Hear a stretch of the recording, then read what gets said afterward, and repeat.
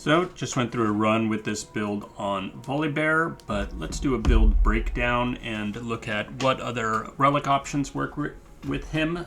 Let's first take a look at his constellations to see what we want to synergize with.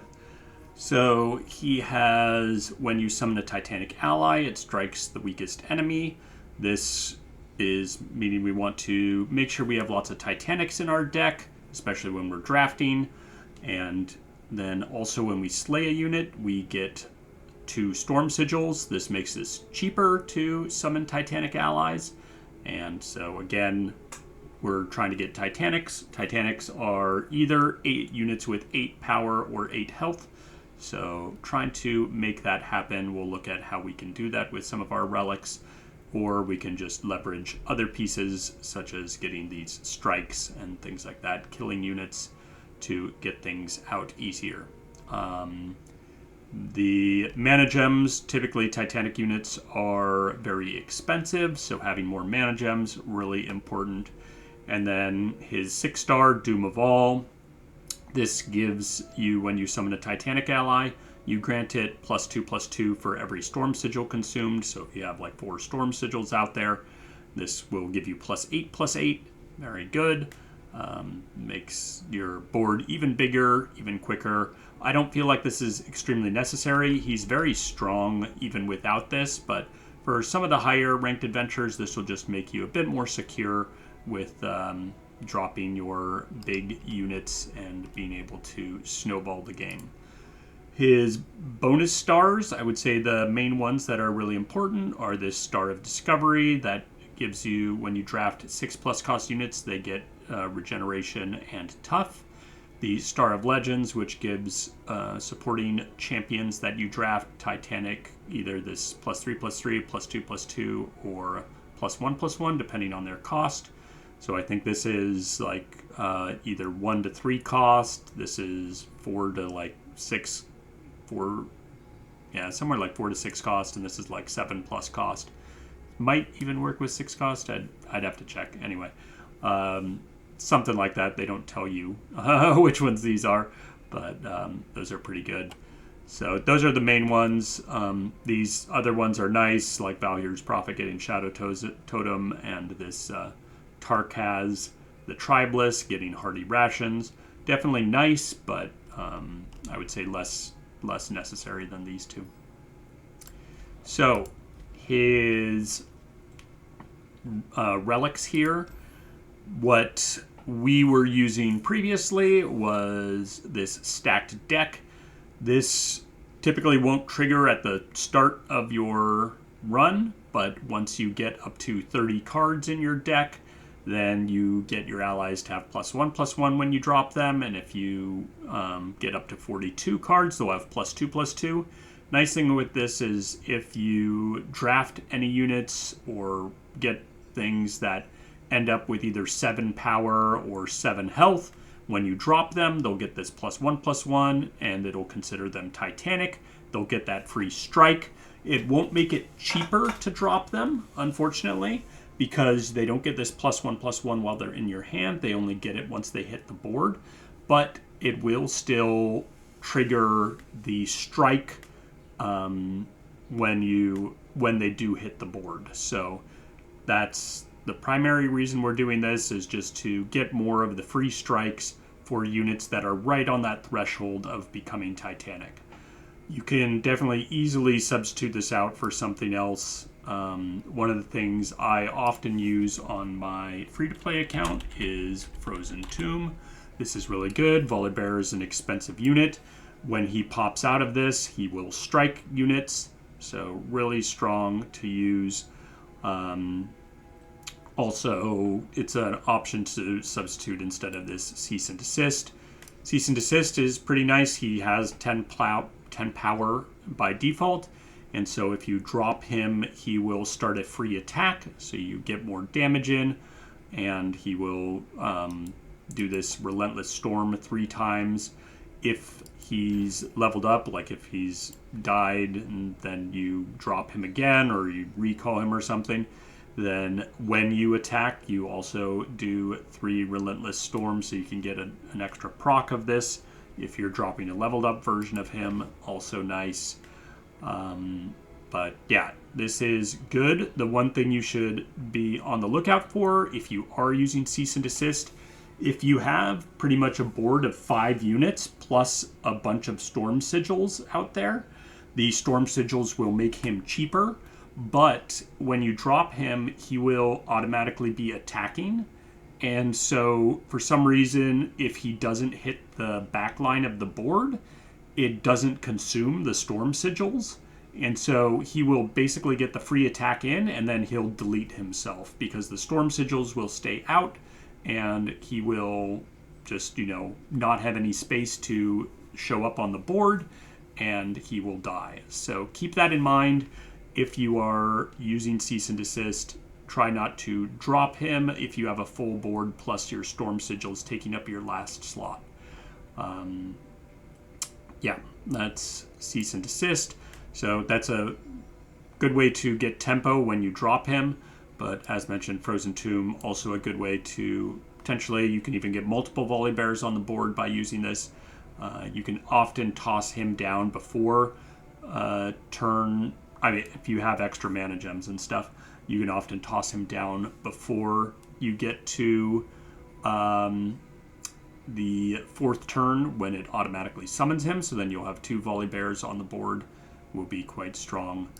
Other things that work well for getting him out early, Disciple of Shadows is actually really good with him. Even if he kills the cheaper units on your board, that will result in summoning more Storm Sigils, and then you can use those Storm Sigils to toss down yet another Titanic unit. So oftentimes this can be a really good tempo swing. You play him for free, generate a bunch of Storm Sigils, play another big Titanic, and go from there. Starforged Gauntlets, of course, very good on him because you get an extra starting mana gem, and so that just makes it easier to play out your big units. You get more strikes when you're tossing your Titanics out, so really strong there. Highly recommend getting this for lots of champions, but it's very good on him. If you don't have it, again, using other things that help cheat him out, either, Disciple of Shadows, Frozen Tomb, other ways to just get him on the board because he will help give your whole board overwhelm once he levels up. It's pretty easy to trigger his level up once you drop him just because you've been getting, once he pops out, if you have his 2-star, he gets a free strike that's already 10 damage towards this. Typically, you've already tossed out other units. You can also use like Stalker's Blades on him, even multiple Stalker's Blades. So, now when he, like if you do this, Stalker's Blades and Frozen Tomb, now even if you don't end up playing him on turn 4 when he pops out, he will strike 3 units for 10 damage. So that gives you 30 damage towards his level up already. Pretty easy, and generally just by blocking or other things, you've normally done enough damage that you will probably level him up pretty quickly, and then your whole board will have Overwhelm. So I would say Overwhelm relics like the Beast Within and Troll King's Crown are a lot less necessary on him since he has that innate version of Overwhelm. He does also have the 10 plus power, so Chosen by the Stars can be decent on him just to give him mostly the regeneration. He doesn't have a way to preserve his own health when you're attacking in or defending, so having regeneration on him can be quite good. Other options, of course, being like the Death's Foil. This will make it so you can attack and you don't have to worry about him taking damage, but typically you don't have to worry too much about that. Oftentimes, if you're attacking in with Volibear, you're probably already winning the game. So I tend not to play too defensively on him with these. Other relics that work very well with him. So depending on your draft, Found Fortune can be decent. If you've picked up an expensive Titanic unit as your next thing, by default you would pick up this guy. He's another Titanic unit, so you get a free Titanic unit you can drop. But oftentimes in your draft, you will draft things that are, 6, 7, 8 cost. So using the Found Fortune can be very good for just a big tempo swing when you drop Volibear. Being able to drop yet another Titanic unit for free is decent. The piece that is, less useful about this is, this does make it 0 cost. But oftentimes when you drop Volibear, you're striking the weakest unit, killing it. He does this Relentless Storm, which oftentimes will kill units. And so you'll end up with a lot of Storm Sigils. So oftentimes you can just drop another Titanic unit right away afterwards. But yeah, this does work. It does guarantee sort of a tempo play, which is nice. His signature relic is actually this Icon of Volgear, which does make his Relentless Storm do more damage. His Relentless Storm by default does 4 damage to a bunch of units, and if they're dead, it does 2 damage to the Nexus instead. This will make it do 6 damage to a bunch of units, to 3 units, or 4 damage to the Nexus. Really, I don't feel like building around his spell power stuff is really very valuable. He does have the Avalanche in his deck, so it'll deal 4 damage to all units instead of 2 damage to all units. But really, I think focusing more on his attack power than spell power is a lot better. I think it's pretty weak to focus on this. It can get you some tempo, but yeah, I personally would not recommend it.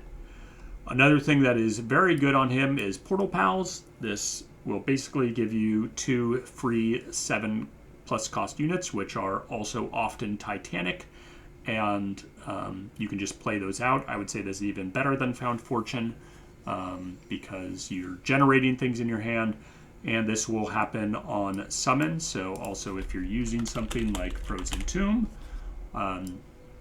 when he pops out of this, he will automatically generate this, whereas Found Fortune is a play effect, so that only works when you play it. So if you pop him out of Frozen Tomb, Found Fortune won't work. So highly recommend using Portal Pals. It's will get you a lot of tempo, and you get some big units. You'll get strikes, and you'll be able to clear out a lot of their board. So very good. Beyond that, on the Epic Relic side, not too much that's really great for him. I think just the stuff we went over here. On the regular Relic side, we already talked about the Stalker's Blades. You can even just run him with triple Stalker's Blade. Very good. You'll clear out a ton of their board. Should work fairly well. I wouldn't say there's things that are particularly great for him beyond Stalker's Blade. Berserker's Buckle is fine. You can use the Crown Guard Inheritance or some other things to get a rally when you level him up. I think, actually, no, his level up's at round end. You don't want Crown Guard Inheritance. Both Crown Guard Inheritance and Tempest Blade are pretty bad on him because his level up triggers at round end. So, yeah, do not use those relics. Berserker's Buckle, he tends to take damage, so scaling his health with this, not bad. Again, I would recommend Stalker's Blade over almost any other blue relic. His champion spell, also, this is an elemental spell, so if you are doing elemental stuff, this is okay, but it's very expensive, and it deals a bunch of damage to all units except for your Titanic allies. So you can do some damage to their board, but for higher tier adventurers, they often have units that can survive 4 damage. So playing 8 mana to deal 4 damage to all their units is typically not a tempo play. So yeah, I would not particularly recommend that. The other item that will work decently, especially if you have multiple Wicked Harvests, you could put all of these on. Every unit that dies to these Wicked Harvests will give you more Storm Sigils, and that will allow you to play out your other Titanic units that are in your hand. So also very good. If you are going on the Blue Relic side, certainly quick attack, very good with him. He has a lot of power. This will help keep him healthier. You know, you can also use things that give you Challenger, Laurent Blade Rack, or this Grand Duelist Blade, also going to be great.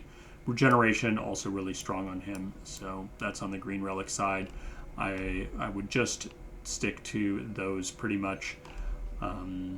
Yeah, I think that's about it with Volibear, but primarily look for ways to cheat him out, make him cheaper to play. Things that deal damage to other units or give you extra strikes are going to be very strong. So that's about it. Hope you enjoyed, and we'll catch you in the next one.